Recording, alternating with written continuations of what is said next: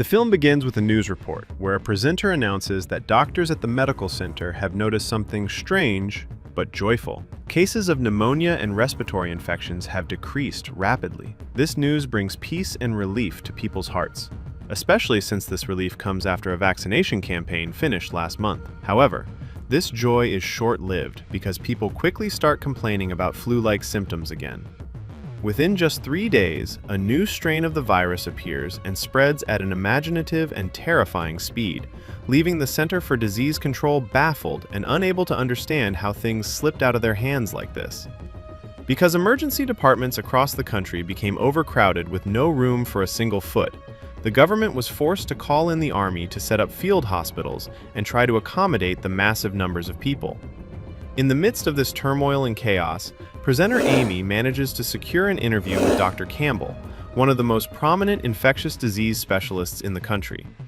The doctor's advice is clear and direct. Everyone, calm down, keep your cool, and no one should leave their house unless there is a real disaster or emergency. In a personal moment far from formalities, Dr. Campbell sends a direct message to her daughter Jess, begging her to go to a safe place and lock herself in until this cloud passes and things become clear. The scene then shifts to a completely different atmosphere of calm and relaxation. We see Jess and her friend Sarah going on a camping trip in the forest with their boyfriends. The next morning, Jess wakes up terrified by strange noises coming from outside the tent. Her boyfriend goes out to check, and suddenly he sees a heart-stopping sight. Sarah is being attacked brutally. He doesn't have time to react and gets bitten severely on his neck. Jess barely manages to escape from the infected person who attacked them. With deep sorrow, she realizes her boyfriend is hopeless and won't recover from these injuries. She quickly helps Sarah up, and they both run toward the car and flee at top speed, just as other infected creatures start appearing from among the trees like demons. Inside the car, the situation worsens. Sarah is bleeding heavily, and her condition is deteriorating and hopeless. Jess tries to reassure her friend, promising to take her to the hospital and that everything will be fine. As soon as she spots a gas station, Jess parks the car and tells Sarah, "Stay here for a second, I'll go get help." She enters the station calling out, "Is anyone here?" But there is no sound or response. Suddenly, she hears police sirens. She runs out screaming and waving for them to stop, but no one pays attention to her. The cars fly by without offering any help. When she returns to her car, one of the infected suddenly appears, forcing her to get in and flee while these creatures chase the car. Since misfortunes never come singly, a tire blows out, and the car flips over in a severe accident. When Jess wakes up from the coma, she sees a heart-wrenching sight. Her friend Sarah has turned into one of the monsters Jess saw. She has no choice but to kill her friend to protect herself. While doing so, an infected person attacks her from behind and bites her. She manages to push him away and flee the scene. On her way, she meets a little girl, but unfortunately, she notices the girl is also infected, so she decides to continue fleeing to save her own skin. Jess keeps walking until she finds a seemingly abandoned house. She says, "This is where I'll hide." She finally enters the house, finds some water to wet her throat, and sits calling out if anyone is there. But the silence is broken when she slips in a pool of blood on the floor, and a zombie appears out of nowhere and attacks her. Jess resists, fights with all her strength, and manages to finish him off. In this moment, a woman named Emma appears and tells her she spent the whole night hiding in the house because that monster wouldn't leave. The surprise is that the monster was her sister's husband. Emma says she must find her sister and niece at any cost. Jess introduces herself, and Emma suggests they go together to a nearby cafeteria where people are gathering and waiting for this cold spell to pass. Emma believes there is strength in numbers and tells Jess she needs a shower urgently because her clothes are soaked in blood. Jess enters the bathroom to clean herself, and here Emma spots a strange wound on Jess's stomach. She insists on seeing it, and it turns out to be clear teeth marks, a bite. She asks her, "When were you bitten?" When Jess says a few hours ago, Emma becomes very suspicious because transformation usually happens much faster. Jess tries to find an explanation and remembers her scientist mother used to give her many injections when she was young, which might be why her body is resisting the virus unexpectedly. Emma agrees to help her and take her to her mother, but sets one strict condition. Don't you dare mention to anyone that you are bitten, so people don't panic or turn against you. On the way to the cafeteria, they prepare themselves and manage to enter the building. There they meet Roy, an annoying man who is surprised by Jess's presence and uncomfortable with this stranger. But Emma saves the situation, telling him Jess saved her life and is a good girl. Inside, Jess gets to know the rest of the group: Martha and her husband Fred, Lucy, and Brandon.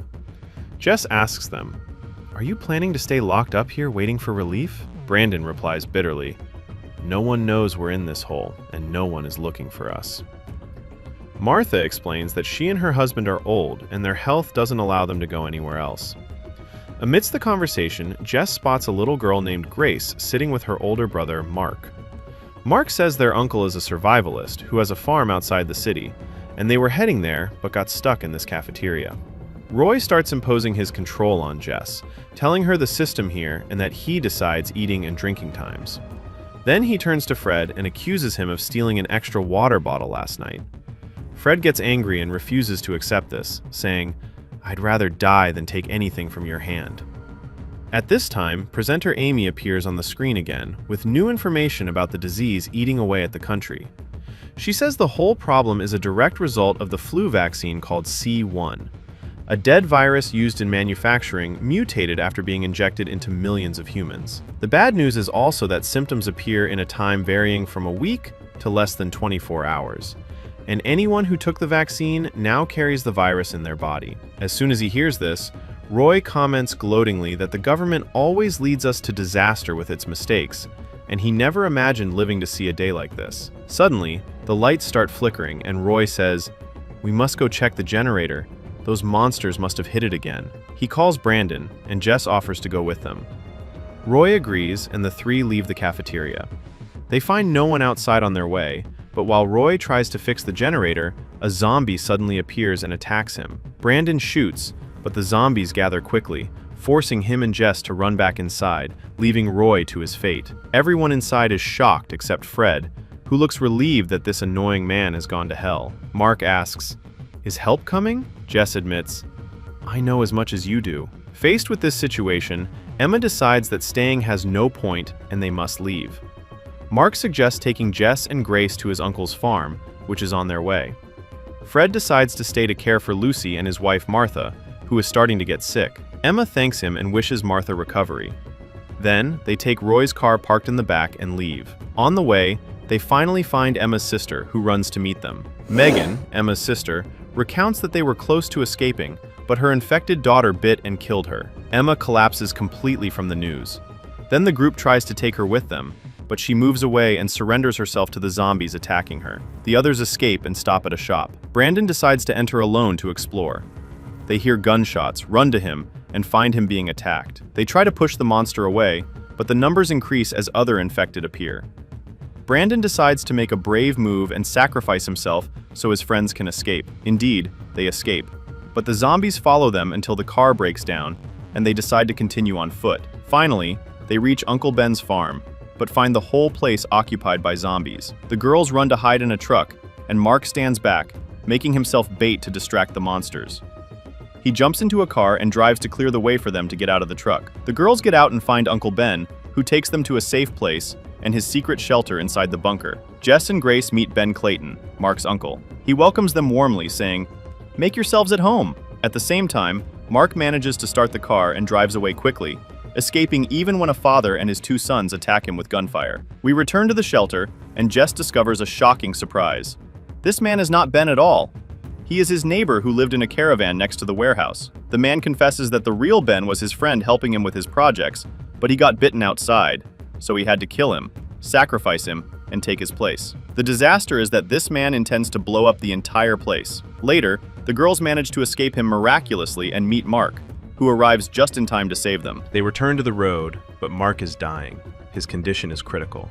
He asks Jess to promise him she will take care of his sister Grace and try to make the world a better place for her. Grace sits crying and begging him not to leave her, but he tells her, "I love you," and dies right there. Jess and Grace continue alone. Of course, zombies appear again, and while Jess fights desperately to protect the girl, a dignified old man appears and finishes off the monsters around them. He introduces himself as Higgins and takes them to his farm. There, he teaches Jess how to hold a gun correctly and steady her hand to aim properly. Jess trains on a few zombie targets and gains confidence. Then she meets his nephew and his fiancée. In the end, this noble man gives them a strong mountain car that can handle the road so they can continue their journey to the lab safely. Jess thanks him from her heart and goes back to get Grace. But the shock is discovering that the little girl has been bitten. The infection is spreading very quickly in her body. Jess enters a state of denial, not wanting to believe reality. But the old man tells her with utmost calm and wisdom that because she is young, the transformation won't take long and will be fast. Despite this, Jess refuses to do what needs to be done there. The man's nephew offers to finish the matter himself, but she insists it is her responsibility because she promised the girl's brother she would care for her. Before leaving, the three clear the road of zombies outside to ensure their safe exit. Then, Jess drives until she stops the car in the middle of the road, tears flooding her face. She is forced to do the hardest thing a human can do: end the child's life. She buries her there and continues her way. Later, Jess continues until she reaches Atlanta and finds the lab, but falls into an ambush of a massive number of zombies. She fights fiercely with every weapon she has, but numbers defeat courage, and it is clear she will lose. Suddenly, a woman named Tori appears, shooting at the monsters like a professional. She introduces herself as lab security. Jess tells her she is looking for Dr. Campbell, and Tori knows who that is immediately. Inside the lab, Jess finds a recorded video message left by her mother, Dr. Judith Campbell. The mother looks sick and tired in the recording. She says everyone has fled or been infected, leaving only her and the security officer. She recounts that she knew deep down Jess would survive because her daughter never got sick a day in her childhood thanks to rare antibodies in her blood.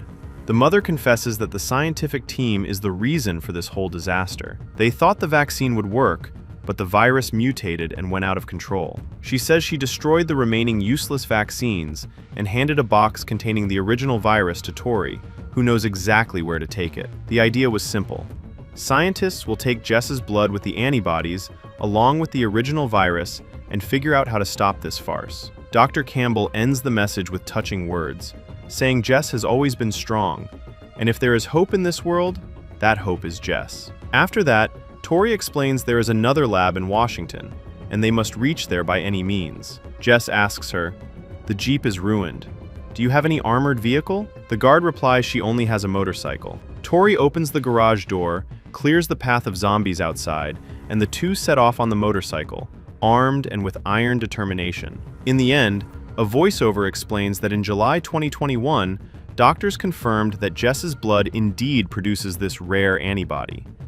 Scientists merged this antibody into something called CO321, which was a secret government weapon used to manipulate weather, meaning the weapon made to destroy became the perfect means to spread the vaccine in the air and distribute it to the whole world. Finally, the film leaves a last message telling us we must never lose hope. This is the end of the film.